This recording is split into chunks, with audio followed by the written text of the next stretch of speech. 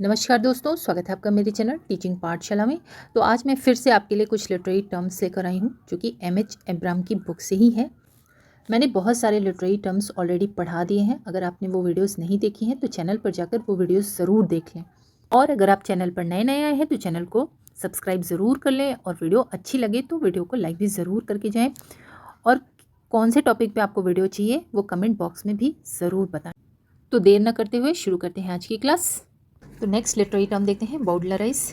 बाउडलराइज का अर्थ है कि किसी साहित्यिक रचना से ऐसे अंश हटाना या बदल देना जिन्हें अश्लील, आपत्तिजनक या अनुपयुक्त माना जाता है।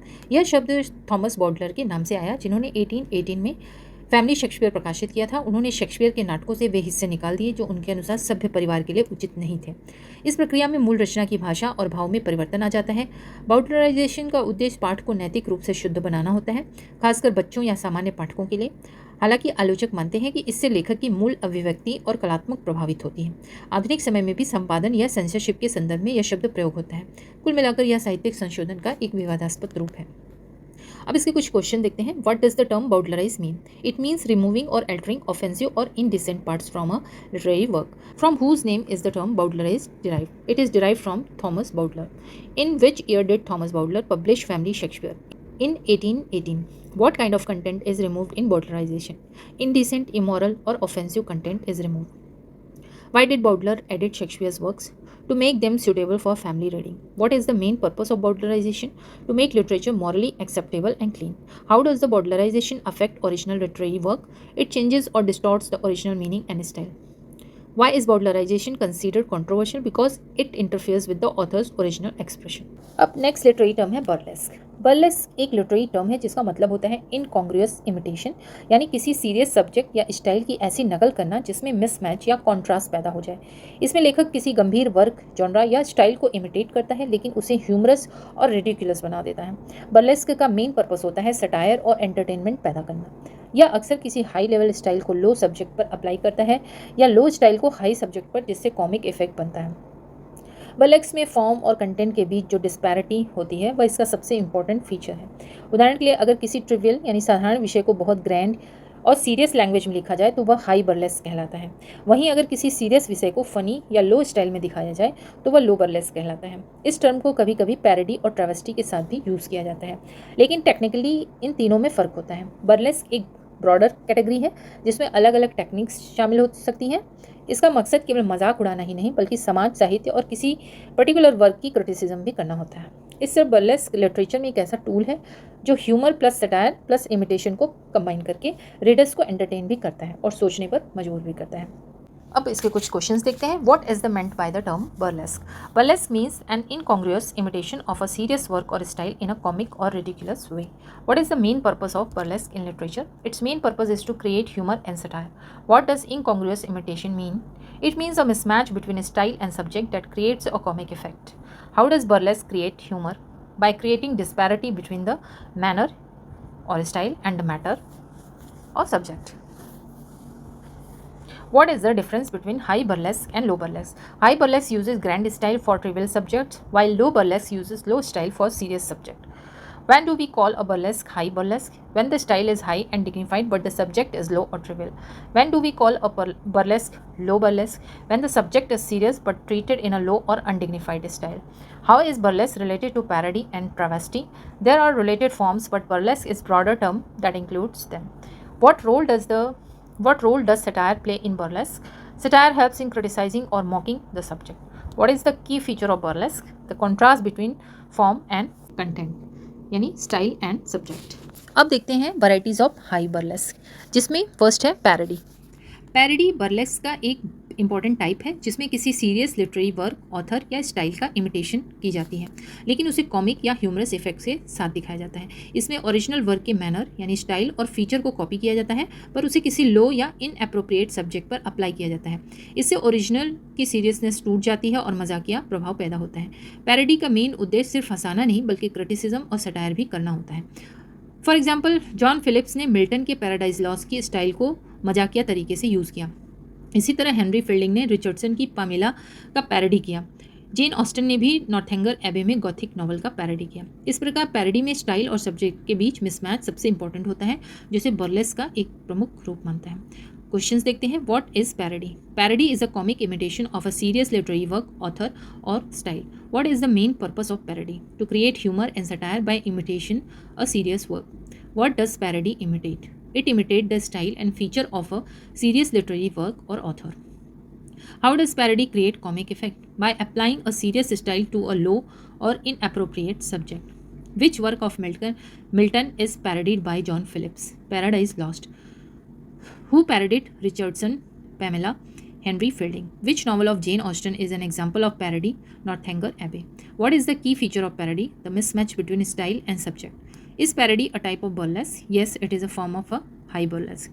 Does parody only entertain or also criticize? It both entertain and criticize. What is the title of John Phillips' parody of Paradise Lost? The Splendid Shilling, 1705.